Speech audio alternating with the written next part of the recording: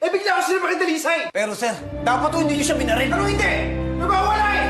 Dalisay, ikaw ang dapat magpasalamat kay Robles dahil niligtas niya ang buhay mo. Niligtas? Sa isang taong hindi lumalaban? Kung hindi ko binaril yun, ikaw ang patay ngayon! Sir, sumusuko na ho siya! For whatever reasons you have, Officer Dalisay, hindi pa rin tama na nakit ka ng isang fellow officer.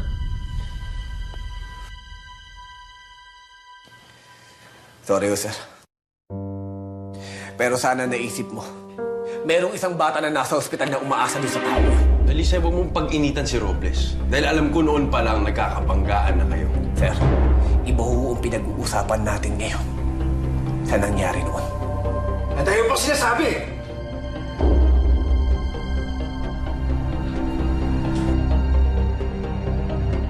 Inatake ni Emilio ang isa sa mga warehouse ko.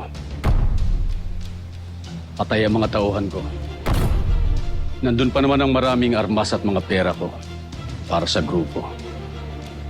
Talagang pinupuruhan niya tayo.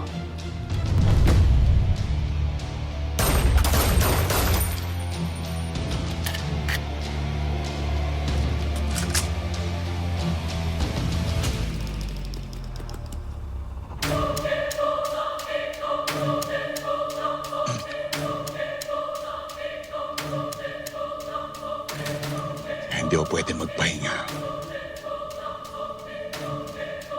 Dahil hindi titigil ang mga demonyo hanggat hindi ako nahanap.